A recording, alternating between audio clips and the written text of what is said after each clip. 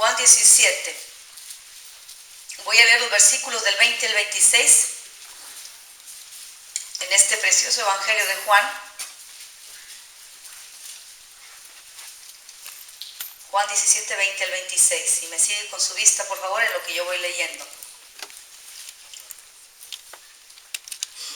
Espero que todos lo tengan. Juan 17, 20. En nombre del Padre, del Hijo y del Espíritu Santo. La palabra del Señor dice: no ruego solo por estos, ruego también por los que han de creer en mí, por el mensaje de ellos, para que todos sean uno. Padre, así como tú estás en mí y yo en ti, permite que ellos también estén en nosotros, para que el mundo crea que tú me has enviado. Yo les he dado la gloria que me diste para que sean uno, así como nosotros somos uno, yo en ellos y tú en mí. Permite que alcancen la perfección en la unidad, y así el mundo reconozca que tú me enviaste y que los has amado a ellos tal como me has amado a mí. Padre, quiero que los que me has dado estén conmigo donde yo estoy, que vean mi gloria, la gloria que me has dado, porque me amaste desde antes de la creación del mundo.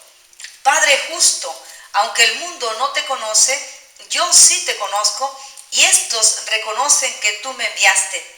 Yo les he dado a conocer quién eres y seguiré haciéndolo, para que el amor con que me has amado esté en ellos y yo mismo esté en ellos. Gloria a Dios por esa hermosa palabra. Puede sentarse.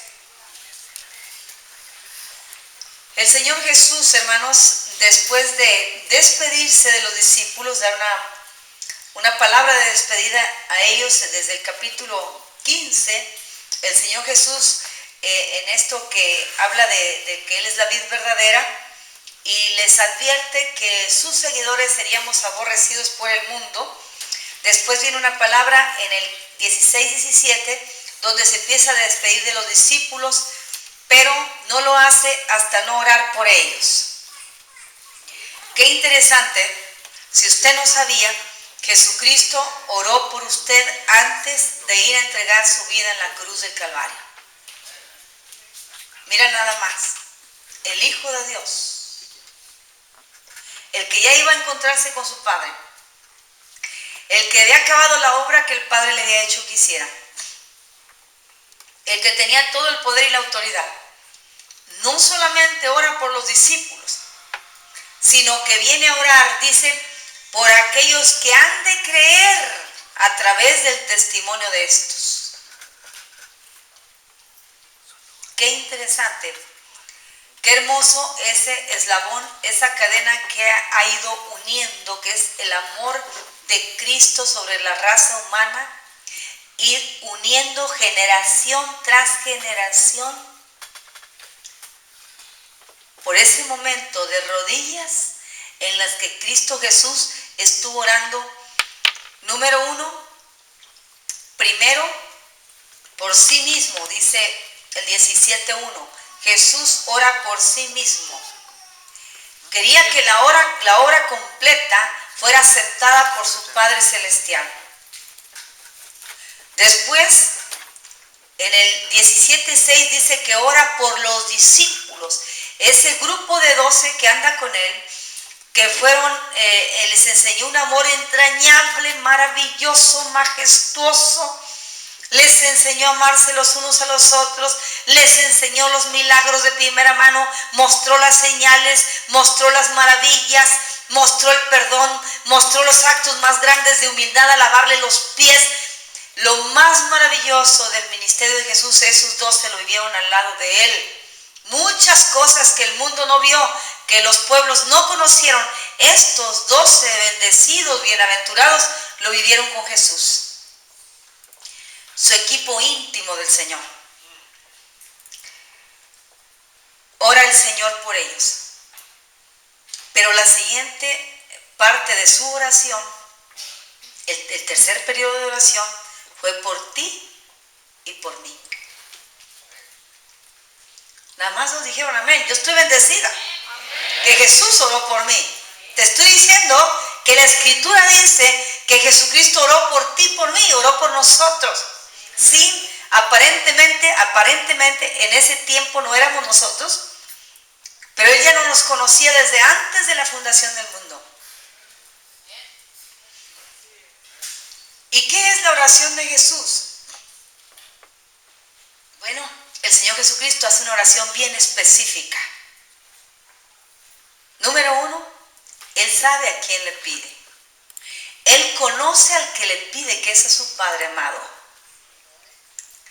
Y tiene un corazón que latía por amor a ti y a mí. Ya estabas tú en el plan perfecto de Dios. Cuando el hermano Carlos daba su testimonio, que decía que durante todo ese tiempo de vida equivocada, errada que él vivía, él se dio cuenta que la mano de Dios siempre estuvo sobre él. Lo estuvo conmigo también. Yo hace mucho que debía estar muerta, pero estoy viva para la gloria de Dios.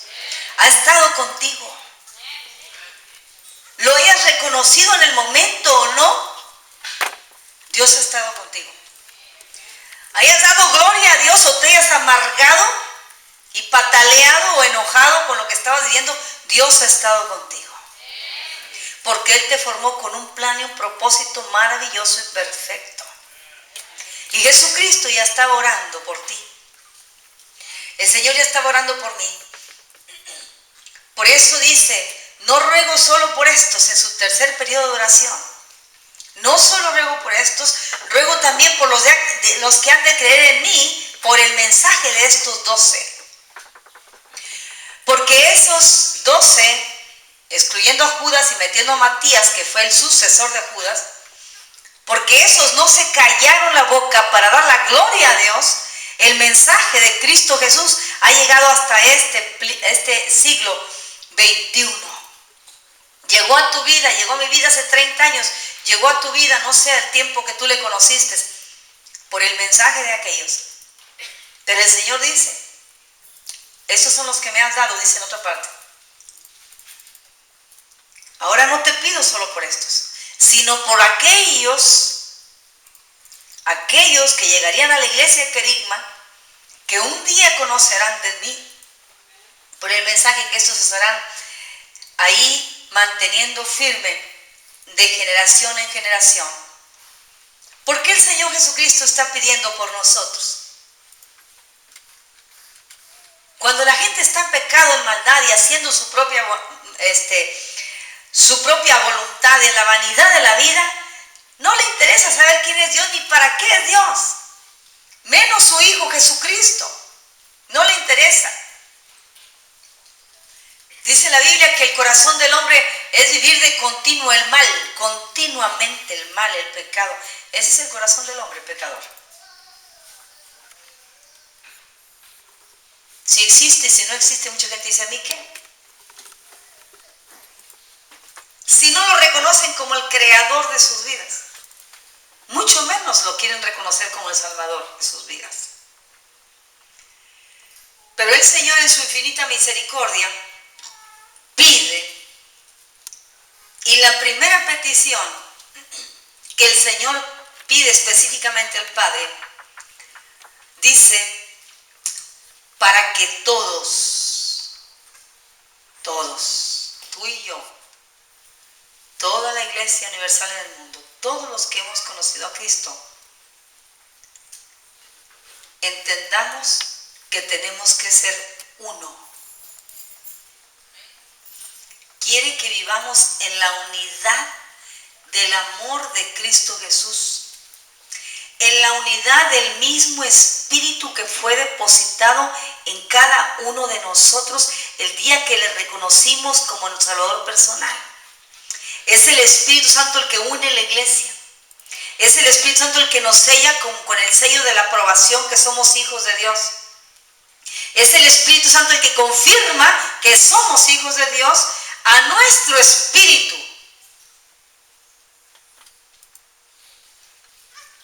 La primera petición del Señor por ti es que tú y yo seamos uno. Que tú y tu hermano sean uno. Pero aquí hay una situación que presenta el Señor. ¿Para qué quiere que seamos uno? Para que el mundo conozca que Él es Dios. El diablo, el enemigo, se encarga de hacer la división entre nosotros. El diablo se encarga y es especialista en mostrar las diferencias entre nosotros. Él es especialista en eso. Tan pronto tú opinas algo diferente que tu hermano, y el diablo la pesca así. Aquí tengo con qué le des a tu hermano, te dice. ¿Ves cómo piensa diferente que tú? ¿Ves cómo habla diferente que tú?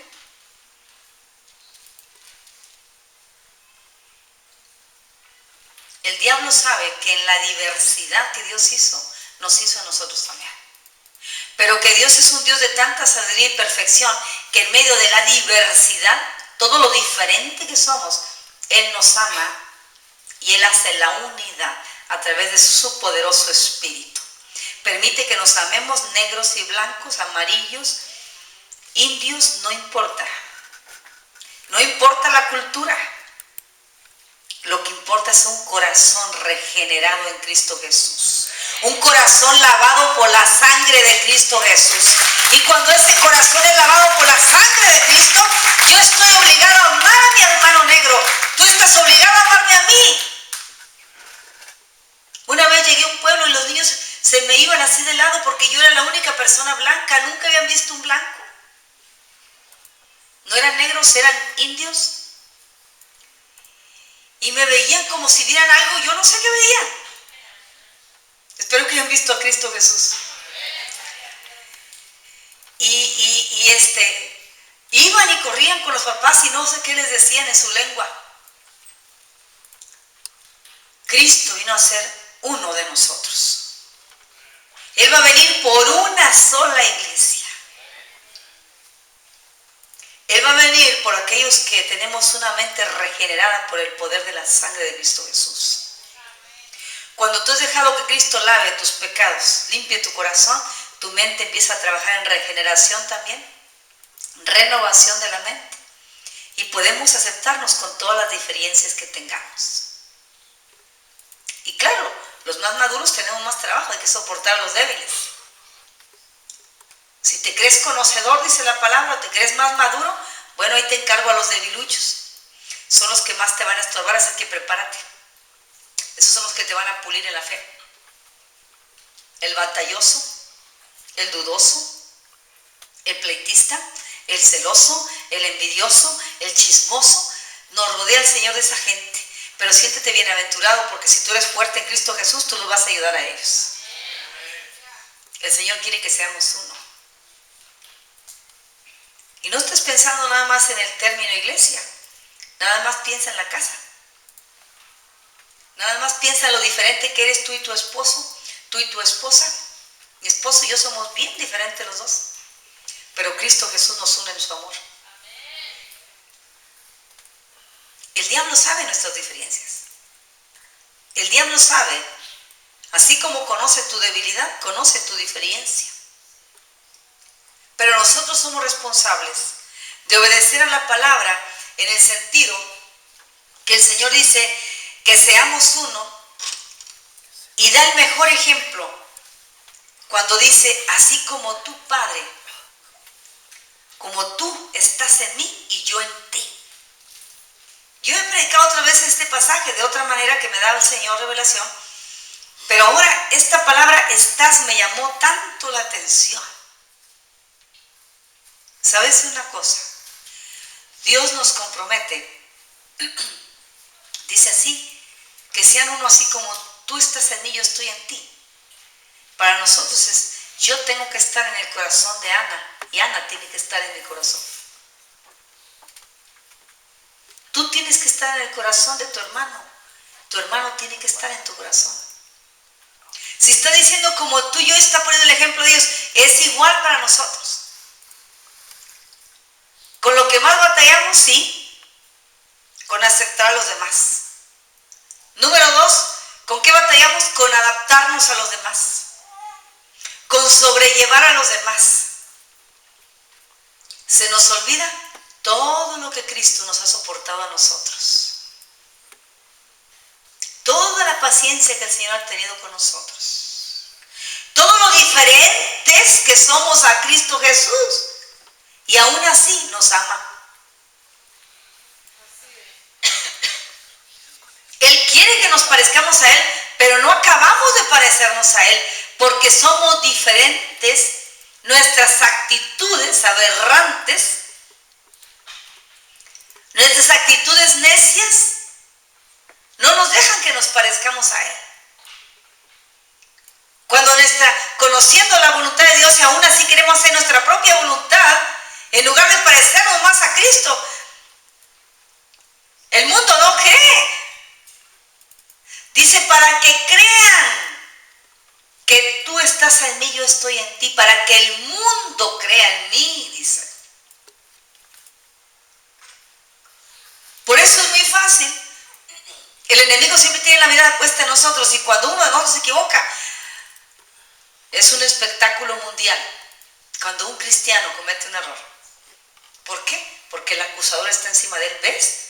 Y eso que decía que era cristiano, y eso que iba a la iglesia, querigma. Ya de por sí tenemos uno que siempre está acusando. Satanás, la Biblia lo llama el acusador de los hermanos. ¿Cuál es la manera de tu defensa contra Satanás, contra tal acusación? La manera de defensa nuestra, Cristo ya la puso en la palabra, que tratemos de ser uno. Cuando yo trato de ser uno contigo y tú conmigo, el diablo no tiene de qué acusarnos ni a ti ni a mí. Cuando nosotros remarcamos la unidad en el Espíritu, es la manera que yo te estoy cubriendo a ti. Yo tengo autoridad para cubrirte con la sangre de Cristo. Eso suena muy bonito cuando estás haciendo las cosas como yo quiero, pero ¿qué cuando se levanta un hermano problemático? Usted lo primero que debe hacer, dijo el hermano, y es verdad, Jesucristo dijo, bendigan a los que los maldicen. Yo te bendigo y te cubro con la sangre de Jesús. Es lo primero que tienes que hacer, pero ¿qué hacemos? Nos damos la vuelta y no lo queremos verlo en pintura más. Aparte que no lo queremos ver, soltamos un montón de basura contra él, con otras personas. Es lo primero que se hace. ¿Por qué? Porque ya el diablo tomó territorio en el corazón. Un corazón que dice ser de Cristo. Por eso el mundo no cree. Por eso el mundo no acepta el mensaje. Porque es el testimonio lo que más cuenta. Es el testimonio de la unidad. Que como dijo, el Padre está en mí y yo en el Padre. Así que ustedes sean uno.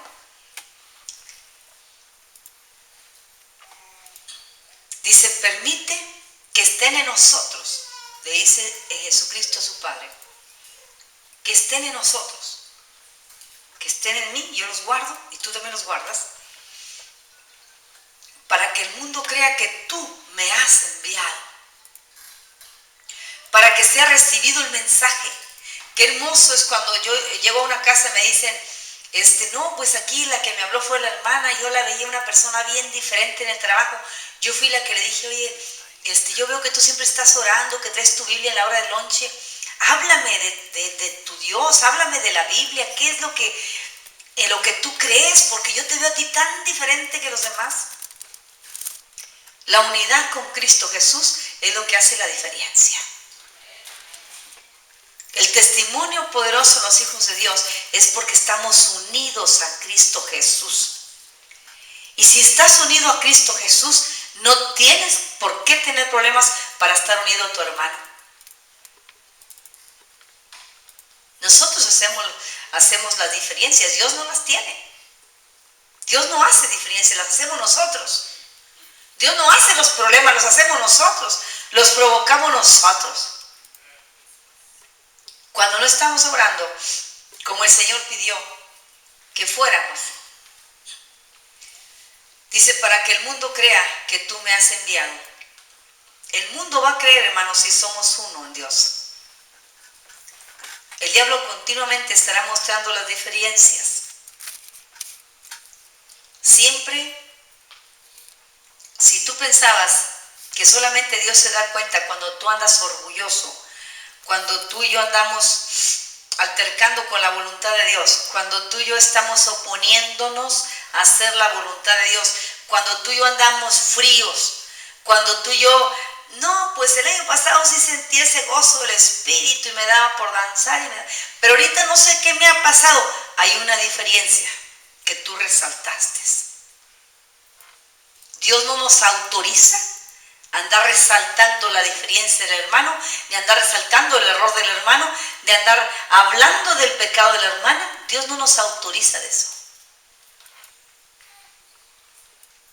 Dios nos cubre para que seamos uno con Él. Dios nos cubre para hacer la armonía y la unidad con el hermano, con la hermana. Sea equivocado o no, ese no es asunto suyo ni mío. Lo importante es que nosotros entendamos que Satanás es el acusador, no su hermano. Satanás es su enemigo, no su hermano. Pero a él le encanta provocar las cosas y cambiarlas. Cuando Dios empieza a edificar algo, el diablo viene y quiere meterle pala, cuchillo a eso. Cuando tu fe está creciendo, va a venir el enemigo con un montón de cosas. ¿Para qué? Para ver qué tal si es verdad que le crees a tu Dios o no le crees. Y él sabe qué parte eres tan débil que rápido te mete una zancadilla, rápido te mete un estorbo para que tu fe mengue y dejes de darle la gloria a Dios. Porque si tú y yo somos uno, Dios se va a glorificar. El diablo le encanta venir a meter cizaña, venir a meter estorbo, venir a meter las diferencias para que Dios no se glorifique y Él se empieza a reír de ti. Él es especialista en eso. El Señor nos ha dado una herramienta poderosa y esa está en el siguiente versículo.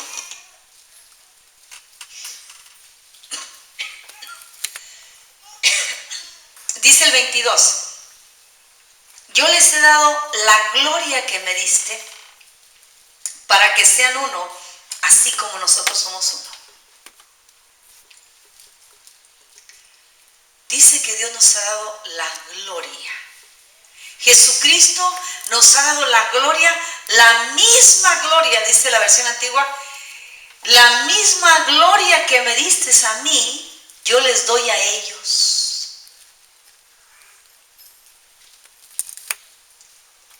Pero ¿qué hemos hecho nosotros con esa gloria? ¿Cuándo se manifestó la gloria de Dios en nuestra vida? El día que nosotros reconocimos el poder de Dios, la gloria de Dios se manifestó, el poder del Espíritu Santo rompió cadenas, rompió ataduras, nos hizo libres, nos levantó, nos quitó la amargura, la tristeza, toda la acusación que traíamos contra nosotros, nos tomó como hijos y nos levanta en poder con su Santo Espíritu.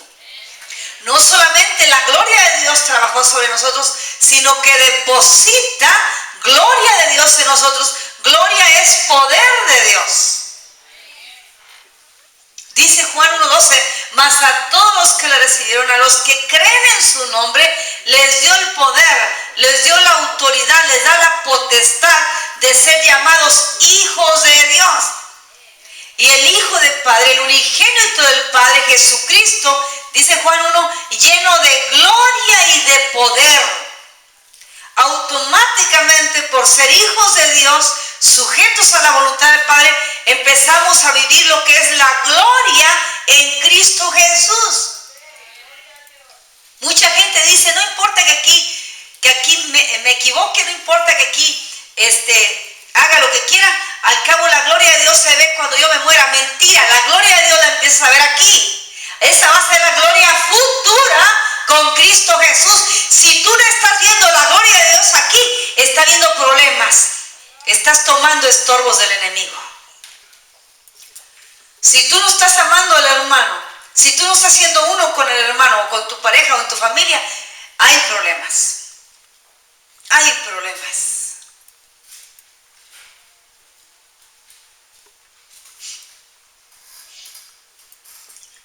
El Señor nos da esa herramienta poderosa. Yo no quiero que se deje de ver la gloria de Dios en esta iglesia, que se deje de ver la gloria de Dios en este ministerio, que se deje de ver la gloria de Dios aquí. Pero es la unidad del Espíritu la que provoca que Dios en su infinita gracia baje esa gloria. Y sucedan milagros, y sucedan liberaciones, y la presencia de Dios se haga más fuerte en la vida de cada uno, y empiece Dios a revelarse, empiece a llegar la profecía, Dios empieza a hacer cosas maravillosas. Cuando tú y yo estamos en la unidad del Espíritu, el Señor manifiesta su gloria de muchas maneras. Esa es la cobertura maravillosa que nosotros tenemos. Y la cuarta petición que el Señor tiene, ahí está, dice en el 23, yo en ellos y tú en mí. Permite que alcancen la perfección de la unidad. Permite, le dice al Padre, que alcance la perfección de la unidad. Estar unidos, como aquí yo le digo, pónganse de pie, unidos vamos a leer, es una cosa. Unidos vamos a cantar, es otra cosa. Pero la perfección de la unidad se alcanza cuando tú dejas de ver los errores de tu hermano y empiezas a ver todas las cualidades que Cristo le ha dado. Cuando tú dejas de hablar mal y empiezas a hablar bien. Cuando tú dejas de maldecir y empiezas a bendecir. Cuando tú dejas de hablar mediocridad y hablas de riqueza y gloria espiritual. El poder de Dios se sienta en su iglesia. Y cuando el poder de Dios se mueve, nadie lo puede parar. Porque Dios se quiere ensanchar y Él quiere ensanchar tu territorio este año. Pero tenemos que empezar con esto. El Señor me mostraba que este es un año de conquista. 2015, año de conquista. Yo quiero conquistar este año lo que Dios me ha prometido. Lo voy a tomar en el nombre de Jesús. Tú tienes que conquistar este año. Pero si tú no estás en la unidad del Espíritu, difícilmente lo vas a lograr. Difícilmente se puede lograr. Porque dice que el principal motivo de nuestro corazón es que el mundo conozca que Jesús fue enviado de Dios. Y para que el mundo conozca esto, reconozca a Cristo, tiene que verlo en nosotros. No es con las palabras elocuentes que hablemos, sino con el poder de Dios que transmitamos, y ese poder se mantiene cuando estamos en la unidad. Cuando no tenemos diferencia con los demás. Cuando dejamos que el Señor arregle lo que Él tenga que arreglar, que nosotros no podemos, solamente lo dejamos en sus manos, Señor, pero esto no me va a estorbar a mí, le puede decir el Señor, yo sigo adelante contigo.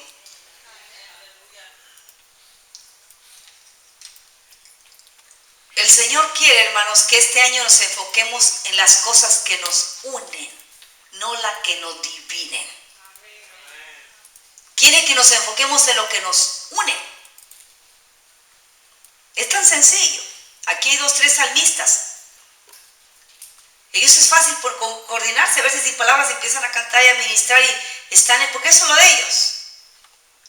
Si platicamos 2, 3 pastores, estamos en pláticas que a veces las ovejas no entienden, porque es lo nuestro. Hablan 2 profetas, la gente dice que están locos. Así están los profetas medio locos. Si andan 2 evangelistas, usted se anda con él, lo va a traer así. Porque el evangelista anda soltando por todos lados la palabra. Es un sembrador de la semilla y anda dale, dale, dale. Y si usted es un perezoso, se va a aburrir. Es decir, esto ya no hay cómo callarlo. Pero él entendió que el Señor Jesucristo dijo, si estos callan, las piedras van a hablar. Y cuando las piedras se levantan con un carácter acusador. Las piedras para eso, siempre que mencionan las Biblias, son las piedras que agarraban para apedrear a la gente, echarle encima su culpa. Por eso el evangelista tiene que hablar. Pero el Señor quiere que nosotros este año nos enfoquemos en las cosas que nos unen. Y la principal cosa que nos une es el amor de Cristo Jesús. No es el español, no es el país, aquí vemos de varios países, es el amor de Cristo Jesús. Si tú te mantienes y a ti nunca se te olvida cuánto te ama el Señor, tú vas a tener victoria todo el resto de tu vida hasta que Cristo venga. Va a haber victoria. El problema de las diferencias es porque nos sentimos menos, porque se nos olvida cuánto nos ama el Señor. Por eso hay diferencias entre nosotros. El Señor Jesucristo habla de la perfección de la unidad. Y en Mateo 12:25, si quiere buscarlo, si no, escuche. El Señor Jesús dijo: todo reino dividido contra sí mismo quedará asolado.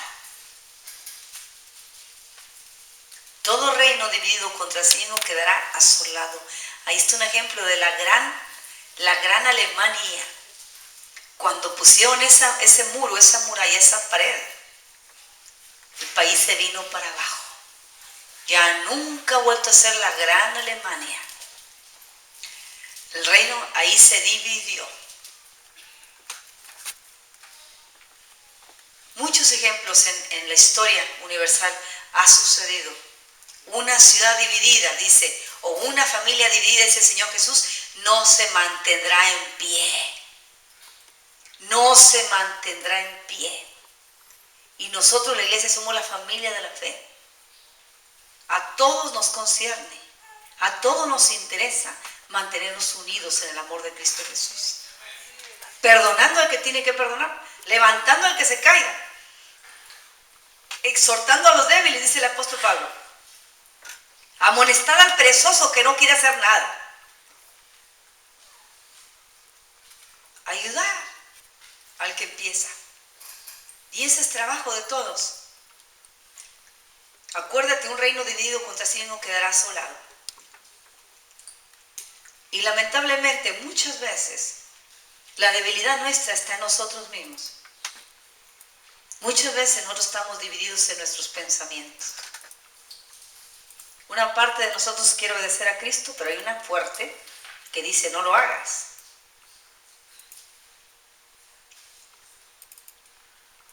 La carne va a obedecer al más fuerte, o al espíritu o al alma que esté hablando ahí todavía, atada con algo.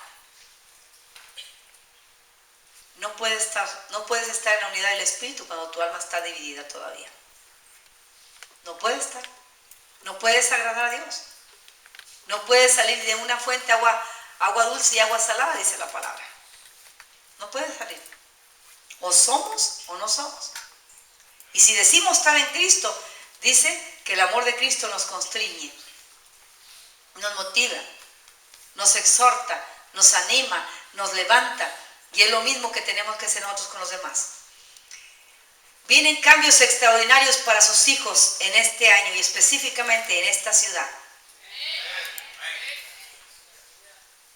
Vienen cambios extraordinarios en 2015, un año de conquista.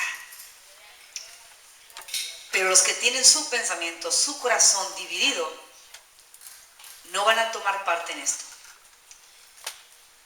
La Biblia lo dice, no lo digo. No van a poder. Porque cuando viene algo grande de Dios, es una gloria que no se puede contener. Necesita estar en el Espíritu. Necesita estar ferviente en la oración. No se va a poder soportar.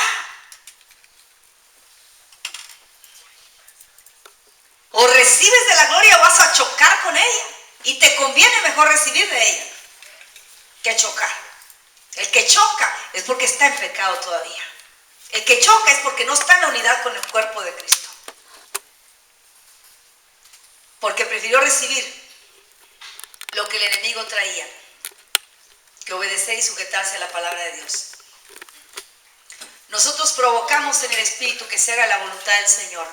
Cuando nosotros empezamos a hacer eso, entonces estamos entrando en la parte de la perfección de la unidad. Estamos comprometidos los unos con los otros.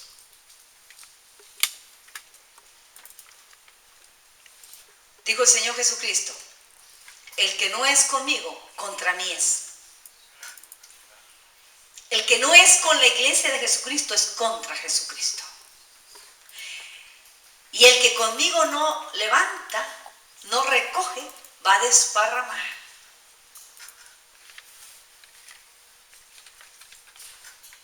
Y a veces la gente me dice, fíjese, hice tanto al año y no tengo nada, no sé qué se me fue, cómo pasó. ¿Recogiste con el Señor? ¿Sembraste en la obra de Cristo? ¿O lo administraba el Dios Mamón, el Dios del dinero? Ese nada más engaña, te suelta algo y luego te jala. Así es el enemigo. Pero cuando tú en tu fe estás bien puesto en la presencia del Señor, Él pelea por lo que es tuyo. El enemigo nunca te va a quitar lo que ya el Señor te dio, como decía el cielo. Nunca te lo va a quitar. Porque las promesas del Señor son fieles, siempre justas, siempre sí, amén. Vienen cosas muy hermosas, hermanos. El avivamiento ya empezó en Houston, que hemos orado por años por esto.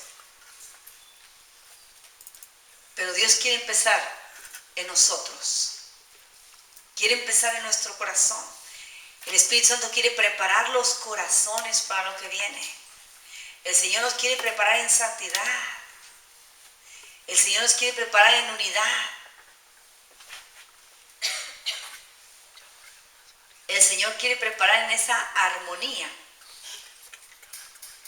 Porque después de esto viene el Señor Jesucristo. Esta va a ser la gran probadita, vamos a llamar así, de lo que el Espíritu Santo está por hacer en los últimos días. El Señor va a hacer algo grandísimo, porque viniendo Cristo, el Espíritu Santo se va juntamente con la iglesia. No más Espíritu Santo en la tierra. Así es que es el tiempo de honrar al Espíritu Santo, de orar en el Espíritu Santo, clamar al Espíritu Santo, andar en el Espíritu Santo, obrar en el Espíritu Santo, la guianza de la voz del Espíritu Santo, dando en el corazón y dando acá, para no tener carga de conciencia. Tan sencillo como eso. Nos conviene escuchar mejor la voz del Espíritu Santo que cualquier otra cosa que esté, otra voz que esté ahí vociferando o blasfemando contra la obra de Dios, porque eso es lo que hace. Cuando otro espíritu está hablando contra la obra de Cristo. Esos son los espíritus que vienen a dividir. El que te empieza a decir, mira todos los defectos que tiene tu hermana, mire cómo viene vestido el hermano, mira nomás a este, le dan oportunidad. Esos son espíritus contrarios al espíritu de la unidad de Cristo Jesús. Ten mucho cuidado con los enemigos que están levantando ahora contra la iglesia. Empiezan a trabajar contigo, empiezan a mandar dardos a la mente. Por eso nosotros nos tenemos que cubrir todos los días con la sangre de Jesús y levantar la obra de Cristo en otro, elogiar la obra de Cristo en otro. Que el Señor sea perfeccionando la unidad de nosotros, dice el versículo 23. Permite que alcancen la perfección de la unidad y así el mundo reconozca que tú me enviaste, que los has amado a ellos tal como me has amado a mí. Escuche bien, mi iglesia. Ese es el error más grande que nosotros tenemos y muchas veces no nos hemos dado cuenta.